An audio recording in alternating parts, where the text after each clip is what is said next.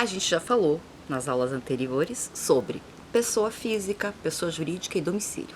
Agora nós vamos tratar dos bens, que normalmente é o objeto que a gente negocia com as outras pessoas. E não são bens de uma maneira aleatória, são aqueles bens que têm um conteúdo econômico valorado.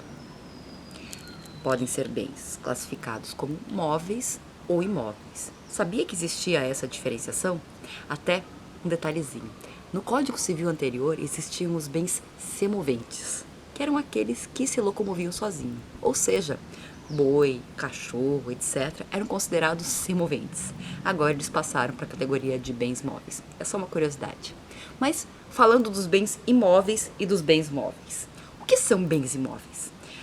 É o solo e tudo aquilo que é incorporado a ele, natural ou artificialmente. Por exemplo, eu tenho um terreno, é um bem imóvel. Construí uma casa ali, ela adere ao terreno e ela se torna um bem imóvel também, certo? Eu tenho uma plantação, eu tenho um terreno e eu planto ali árvores, ou planto ali milho, planto qualquer outra coisa. Essa plantação vai aderir e enquanto estiver plantado, vai fazer parte do bem imóvel. Só depois, por exemplo, que eu colher a minha plantação de milho, o produto dela vai ser considerado um bem móvel. Mas enquanto está lá plantadinho, é um bem imóvel. Considera-se ainda, para efeitos legais, bens imóveis, os direitos reais sobre imóveis e o direito à sucessão. O que é um direito real sobre bem imóvel? Parece coisa de juridiquês, né? Um direito real é, por exemplo, uma hipoteca que você faz quando você financia o teu apartamento. Você vai lá no banco, financia o apartamento e lá está escrito que ele vai ficar hipotecado para o banco. Isso é um direito real que o banco estabelece sobre o teu apartamento.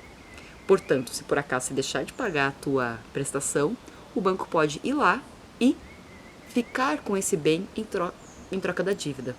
Essa é a lógica da hipoteca. E isso é um direito real, é um direito que eu estabeleço sobre um bem imóvel. Importante, não perde o caráter de bem imóvel, por exemplo, uma edificação que você consegue transportar. Vocês já viram? Isso é coisa de interior, mas existe ainda. Quando alguém pega e coloca uma casa toda de madeira em cima do caminhão e sai com ela, pois é, ela não perde a característica de bem imóvel, porque ela vai ser assentada num outro lugar. Outra coisa que também não perde a característica de bem imóvel é o material que foi provisoriamente separado de um prédio e passou a ser reempregado nesse mesmo prédio, como por exemplo uma porta, algo que fazia parte, foi retirado e voltou. Mas por que é importante saber que é um bem imóvel? Bem, algumas características do bem imóvel fazem com que juridicamente ele seja tratado de maneira diferente. Por exemplo, para eu fazer um contrato de compra e venda de um bem imóvel, eu tenho que fazer uma escritura pública.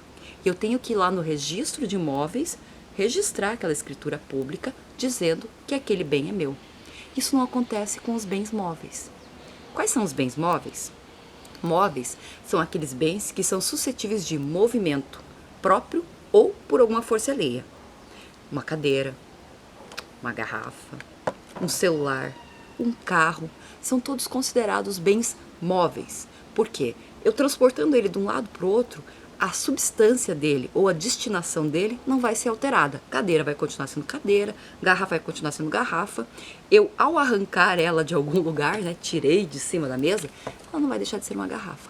Agora, se eu tiver, por exemplo, uma árvore plantada e eu arrancar essa árvore, ela deixou de pertencer àquele local específico. Ela perdeu a ligação com o bem imóvel. E ela provavelmente, se eu não replantar, logo vai morrer. O que se considera também bem móvel por efeito legal? Energia. Energia elétrica ou outras energias que têm valor econômico são consideradas bens móveis. Direitos reais sobre um bem móvel. Já ouviram falar do penhor da Caixa Econômica? Pois é, algumas pessoas pegam joias de família e vão lá e penhoram. Ou seja, dão em garantia aquele bem para ter um empréstimo. Aquele penhor sobre aquele bem também é considerado um bem imóvel. E os direitos pessoais de caráter patrimonial e as ações decorrentes. Por exemplo, eu entrar com uma ação por danos materiais por uso indevido da minha imagem. Imagina que eu seja uma superstar. E eu estou fazendo uma série de vídeos e alguém resolve pegar esses vídeos e divulgar. que acontece? Alguém está usando a minha imagem, porque eu sou famosa, e está ganhando dinheiro em cima dessa minha imagem. Então, esse direito de ir lá e proibir a pessoa de usar a minha imagem é um direito pessoal patrimonial. Os direitos de propriedade intelectual também são considerados bens móveis, por exemplo, uma marca, uma patente e outros ativos intangíveis. Por mais que eles não sejam materiais físicos, eles são considerados bens móveis. E daí, o que diferencia uma coisa da outra? Bom, enquanto um bem imóvel eu preciso fazer uma escritura pública, preciso ir lá no registro, um bem móvel eu faço a transmissão da propriedade dele pela tradição. Por exemplo, eu dou para alguém essa garrafa. Se a pessoa tiver com a garrafa, é dela. Eu faço então a transmissão da propriedade pela tradição. E tradição é entregar. Claro que eu posso ter um contrato que embasa isso, dependendo do valor do bem, é obrigatório ter esse contrato. E em algumas situações, como por exemplo no caso dos carros, é obrigatório também comunicar ao órgão competente que houve essa transferência. Fora isso, é pela tradição que se transfere um bem móvel. Para finalizar essa parte, eu gostaria de falar dos tipos de bens móveis. Por quê? Porque a característica deles pode mudar a forma como eu vou negociá-lo. Não sei se vocês já pensaram nisso. Existem bens que nós consideramos fungíveis, que são bens que podem ser substituídos. Imagina, por exemplo, que eu vendi um milheiro de tijolo. Não é aquele milheiro de tijolo específico, aqueles. É um milheiro, ou seja, se eu entregar 1000 tijolos, eu vou cumprir o contrato. Então é um bem que é fungível. Existem bens que são infungíveis. Por exemplo, eu comprei uma obra de arte específica. Não adianta eu me entregar um outro quadro. Eu quero aquela lá. E eu paguei por aquilo lá. Essa é a diferença entre fungível e infungível. Existem bens que são consumíveis. Por exemplo, comida, água, alguma coisa, roupa. Eu uso e com o uso ela se consome, ela desaparece. Outros bens são considerados não consumíveis. Eles têm uma perenidade no seu uso.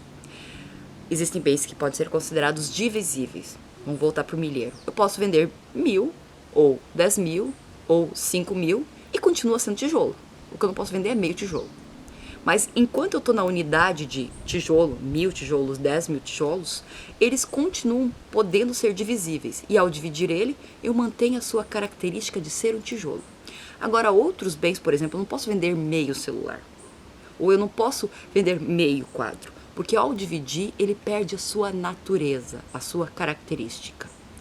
Outras coleções, por exemplo. A coleção ela pode ser importante porque ela tem todo aquele conjunto, aquele acervo no mesmo lugar. Se eu divido uma coleção, ela perde o seu valor como coleção. E eu acabo vendendo ela individualmente. Existem bens, então, que são considerados ainda reciprocamente. O que é um bem reciprocamente considerado? É aquele bem que eu tenho um acessório e um principal. Já ouviram falar que o acessório sempre segue o principal? Pois é, se eu, por exemplo, tiver um terreno e eu vender esse terreno e tiver uma casa em cima, e eu não especifiquei, em regra, a casa vai junto com o terreno. Porque o acessório segue o principal. Se eu tenho uma fazenda, na fazenda eu tenho uns tratores, um galpão, umas cercas, um boi. Eu falei que eu vendi de porteira fechada, quer dizer que eu vendi com tudo dentro. Por quê? O acessório, que são todos esses itens, seguem a fazenda, que é o principal. Por fim ainda, com relação aos bens, eu tenho bens públicos e privados. Bem privados são todos esses que a gente comentou até agora. E o que são bens públicos? Bens públicos têm 3 classificações. Pode ser bem de uso comum do povo, uso especial e dominical. Bem de uso comum do povo é aquele bem que pertence à administração pública, mas todos podem utilizar e é aberto a todos a utilizarem. Por exemplo, uma praça. A praça não pertence a ninguém. Ela é um bem público que pertence a toda a coletividade e todos têm direito a acessar a praça.